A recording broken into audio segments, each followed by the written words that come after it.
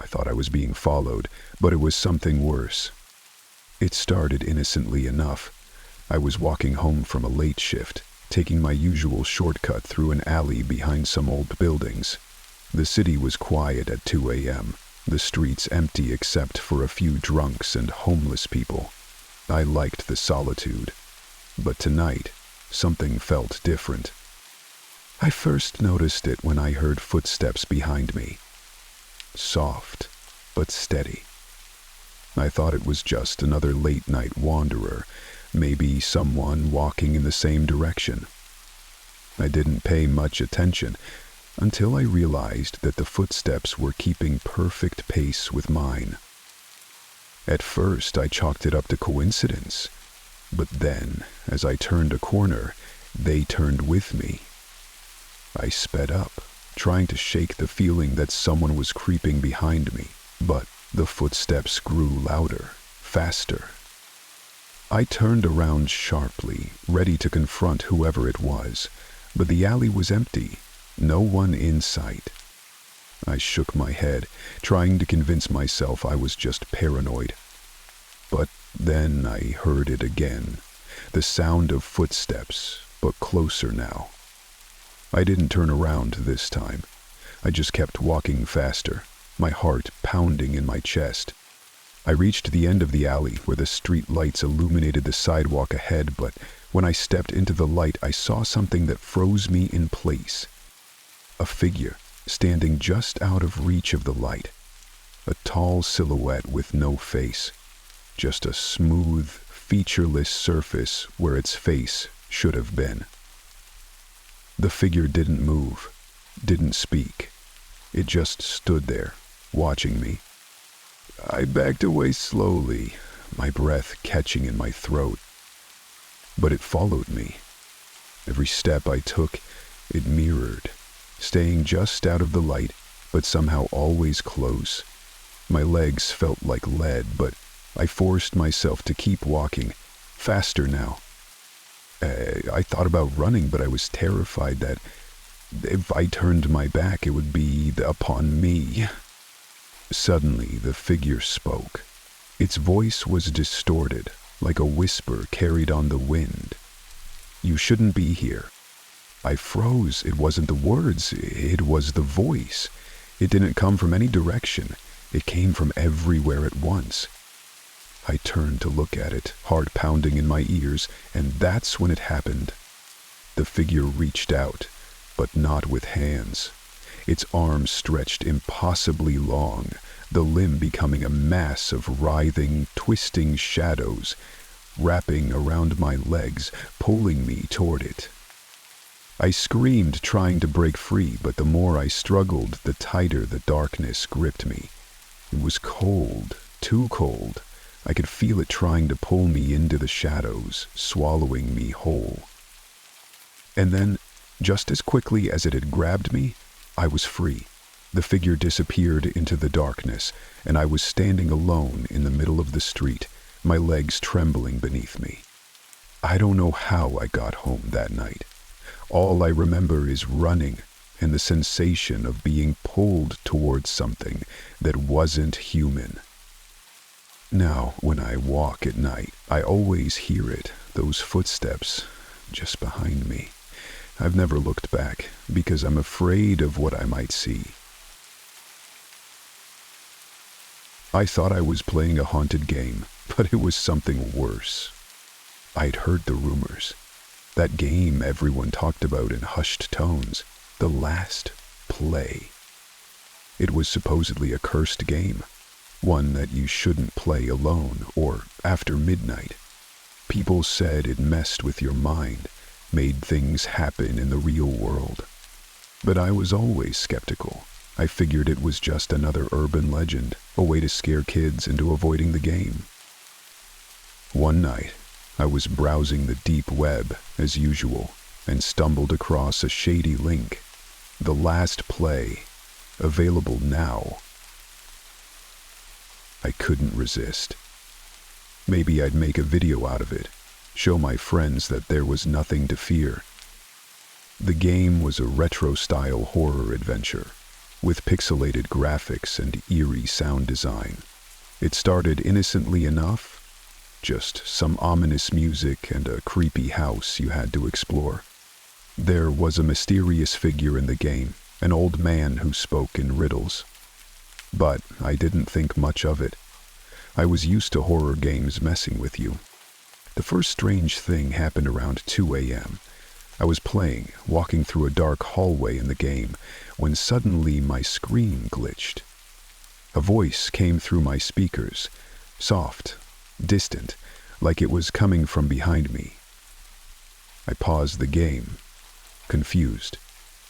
No one was in my apartment. The voice repeated, "You can't escape." I laughed it off, probably just some audio glitch.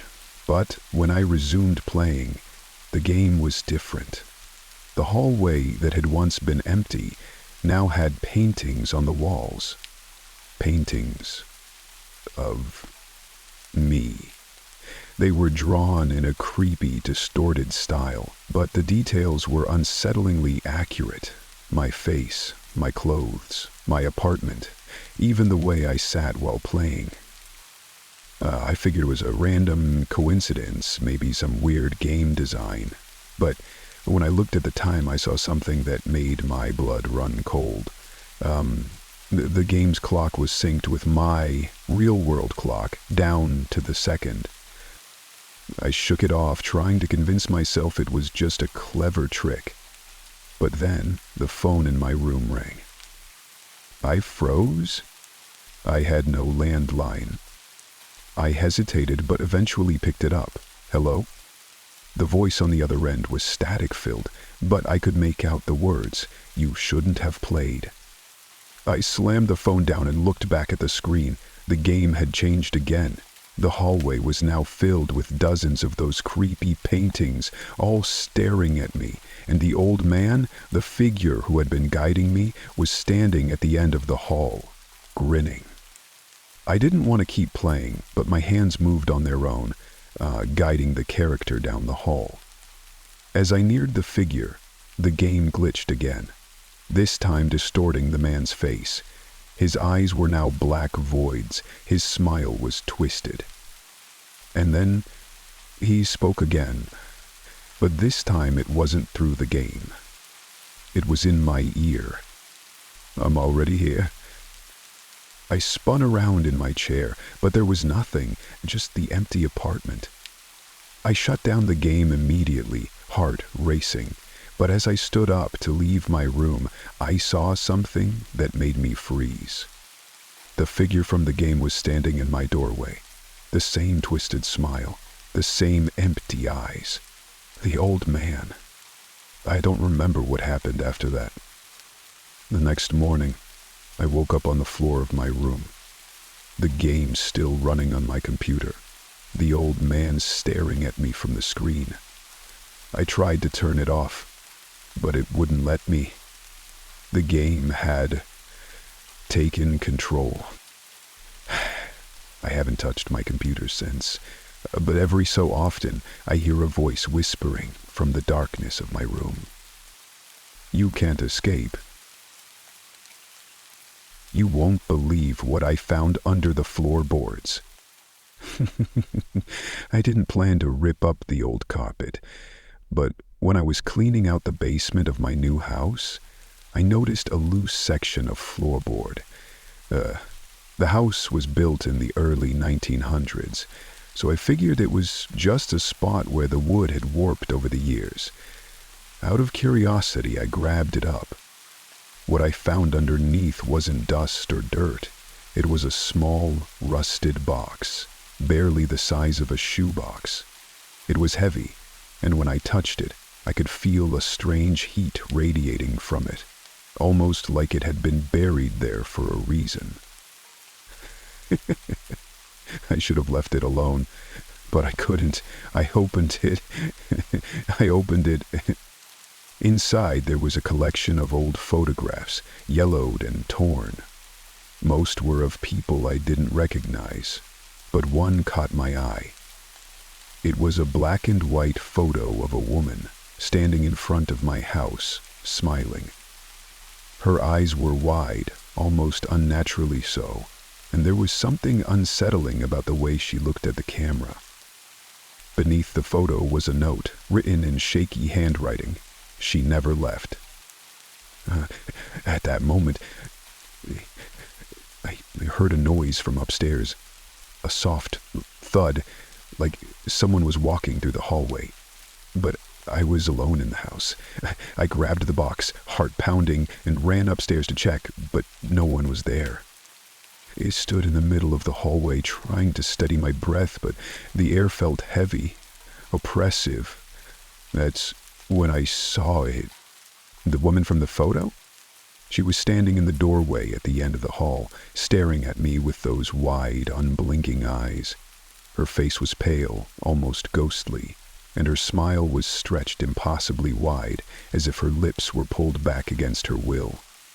I froze. I couldn't move, couldn't scream. It felt like the room was closing in on me. Who are you? I managed to choke out, my voice barely a whisper. She didn't answer. She just stood there, not moving an inch, her eyes never leaving mine. The air grew colder and the silence in the house was suffocating. Without thinking, I ran toward her, but as I passed the doorway, I glanced to my left, only to find the woman standing next to me, blocking my way. Her head tilted unnaturally to the side, and she whispered, in a voice that sounded like it came from a far-off place, "You shouldn't have opened it." I stumbled back, my heart hammering in my chest. I turned and bolted for the stairs, but before I reached the first step, I heard her voice again, closer this time. "I've been waiting?" Panicked, I rushed to the door, wrenched it open, and slammed it behind me. But the woman's voice followed me, echoing in my head, growing louder and more distorted as I fled down the street. When I finally made it to a neighbor's house, I explained what happened, but they just stared at me blankly. "There's no woman here," they said. "This house has been empty for years." I couldn't shake the feeling that something was still there. Something I couldn't see. That night, I returned to my house to pack my things and leave. But when I opened the door, I was met with the faint smell of stale perfume and the sound of soft footsteps behind me. I turned around, but there was nothing there. As I grabbed the box from where I'd left it, I saw something that made my blood run cold. The woman's photo, now curled at the edges, was sitting on top of the box again. She was smiling, her eyes wide and glowing, and beneath the photo, the note had changed. "Come back." I left that night and I never went back, but sometimes in the dead of night, I hear footsteps in my new apartment. When I turn on the lights, I catch a glimpse of something in the corner of my eye, a pale figure, smiling, just watching me.